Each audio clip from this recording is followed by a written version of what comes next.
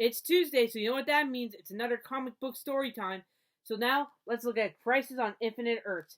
Crisis on Infinite Earths was written by Marv Wolfman and illustrated by George Pierce. It's the DC crossover event.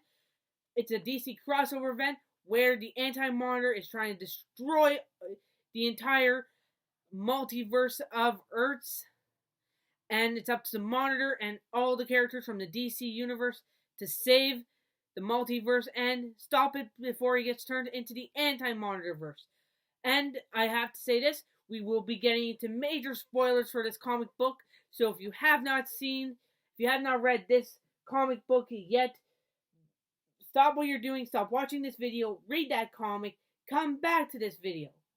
Guys, and no, this isn't the CW version as well. It's not the CW comic. I do have the CW comic, and I am in the middle of reading 5 or 6 comics, including that one.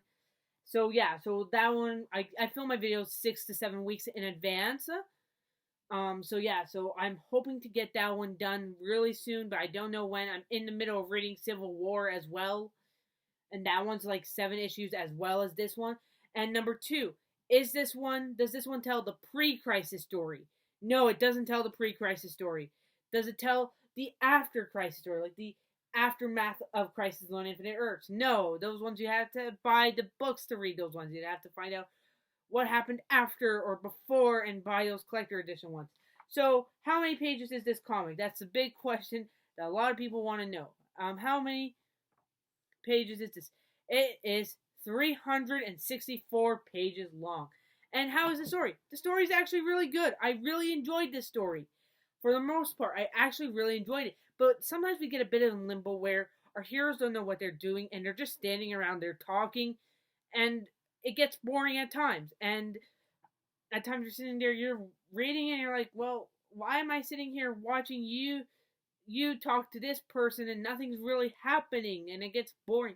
But then there's a lot of suspense to this comic as well. It's 7 issues, or you can just buy this collector edition. Nice little collector edition. And then at times it gets really suspenseful. Like when the Flash and Supergirl both died. I found myself on both those occasions. It gets really, really suspenseful.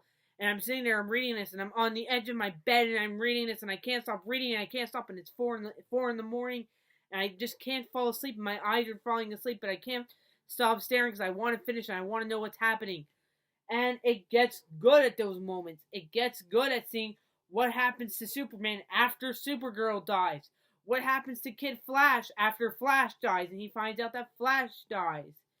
It gets good. We get a backstory to how the Monitor came about. It all gets good.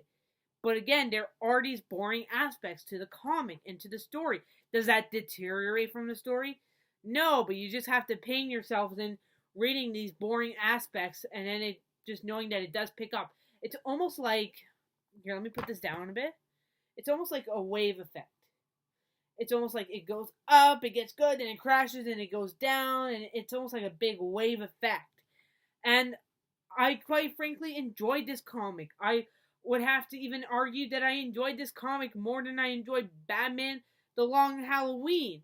I really was into this story, and I really enjoyed reading this story. So overall, is this a good story? Is it worth reading? Yes, it is. Again, and it gets really sad at times, and this really does tug at your heartstrings.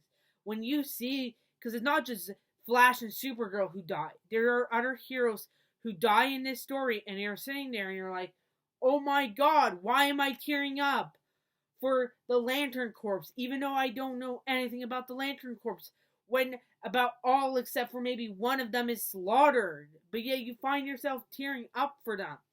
So, how are the illustrations in this comic? Oh my god, they're phenomenal. The illustrations are done excellently, and I would even argue that I would actually want some of these illustrations to put up on my wall because they were done so well.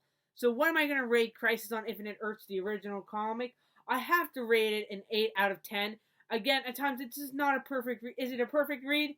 No, not by a long shot. Is it a good read?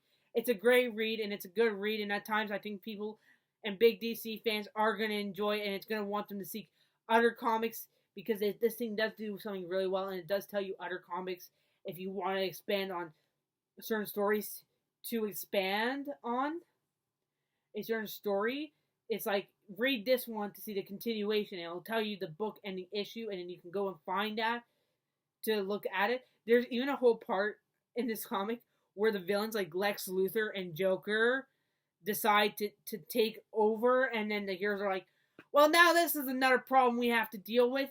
Aside from dealing with this whole anti-monitor, we have to deal with Joker, and we have to deal with Poison Ivy, and we have to deal with all Lex Luthor at the same time. Come on, give us a break.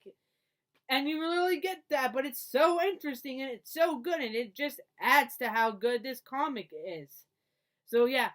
Anyways, guys, let me know what your thoughts are on the original Crisis on Infinite Earths comics down below. If you want to connect with me anywhere else, you can check out my Instagram and my TikTok. The links will be the usernames will be in the description down below, and I'll see you guys very soon with a brand new comic. Bye, guys.